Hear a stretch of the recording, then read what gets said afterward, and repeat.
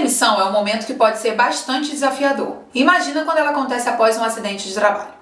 No trabalho embarcado, os riscos são grandes e, infelizmente, os acidentes são comuns. Mas caso você sofra um acidente e seja demitido logo depois, o que você deve fazer? Hoje vamos te explicar nesse vídeo tudo sobre acidente de trabalho a bordo e o que fazer caso seja demitido. Antes de começar, vamos àqueles avisos clássicos. Meu nome é Maria Noêmia, eu sou sócia do Venâncio Batista Advogados e aqui no canal nós temos uma missão: fazer você entender quais são os seus direitos no trabalho. Então não deixa de se inscrever no canal e ativar as notificações para saber sempre que sair um vídeo novo.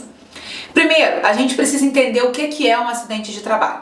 Muita gente acha que somente se machucar trabalhando já é um acidente e vai te gerar algum tipo de estabilidade. Mas não é assim que funciona. O acidente de trabalho é aquele que acontece no exercício das suas funções e a serviço da empresa e provoca alguma lesão corporal ou até mesmo funcional que vai gerar redução ou perda permanente ou não da sua capacidade de trabalho. Ou seja, o simples fato de você se acidentar no ambiente de trabalho não vai necessariamente gerar um afastamento. Você precisa observar outros dois pontos. Primeiro, redução da capacidade de trabalhar e se essa redução vai ser permanente ou provisória. Vamos pensar na seguinte situação: você está trabalhando e acaba escorregando. Fica dolorido e com alguns hematomas. Nesse momento, é encaminhada para o médico que está a bordo e ele te orienta a tomar alguns analgésicos, desembarcar e te dá um atestado de 3 dias. Ao final desses dias, você está 100% recuperado e não houve qualquer lesão.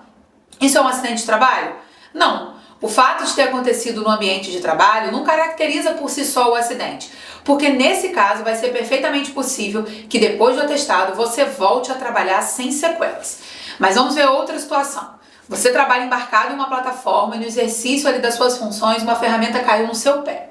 Com isso você teve uma lesão grave, que te leva à cirurgia e perda de capacidade de movimentar perfeitamente os seus pés.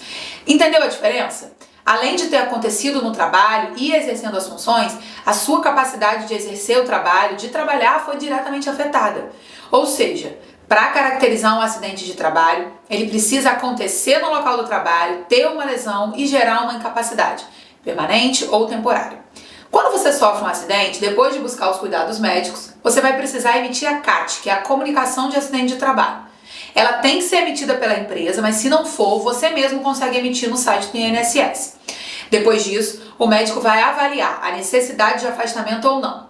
E aí vem outra providência a ser tomada. Se esse afastamento for superior a 15 dias, você deve ser encaminhado ao INSS para ficar afastado.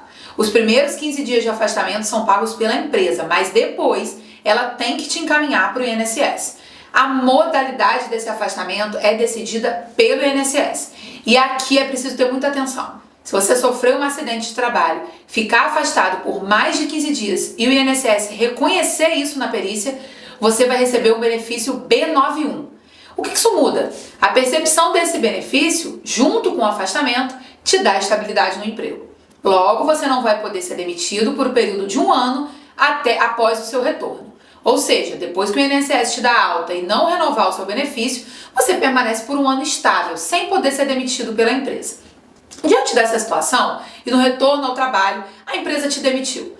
E agora, o que você deve fazer? Primeiro, é importante que você guarde sempre todos os documentos que receber após o acidente. Sua CAT, atestados médicos, laudos, documento do INSS, tudo isso tem que ser guardado, não joga nada fora. Esses documentos vão possibilitar que você corra atrás da sua reintegração e da sua estabilidade. Para isso, você vai precisar procurar um advogado da sua confiança e, através de um processo judicial, requerer a sua reintegração, ou seja, a sua volta ao trabalho. E se isso não for possível, o pagamento da indenização. Ainda é possível que seja feito um pedido de tutela, ou seja, que seja feito o requerimento para que você seja reintegrado logo no início do processo, para que não fique sem renda. Outro ponto importante: quem vai se responsabilizar pelo acidente? A gente sabe que no trabalho offshore, muitas vezes a empresa que te contrata não é a dona da embarcação que você atua e muitas vezes não é a beneficiária direta do seu trabalho, já que ela pode ser terceirizada. A primeira responsável é sempre a empresa que te contratou, que assinou sua carteira, mas isso não isenta as outras empresas para quais você presta serviço. Nesse caso, na maioria das vezes, elas vão atuar como responsáveis subsidiárias. Ou seja, se a sua empregadora não cumprir as obrigações, as outras empresas devem fazer isso. Isso acontece porque cabe a elas também a fiscalização dos cumprimentos das obrigações trabalhistas e o cuidado por um ambiente seguro de trabalho.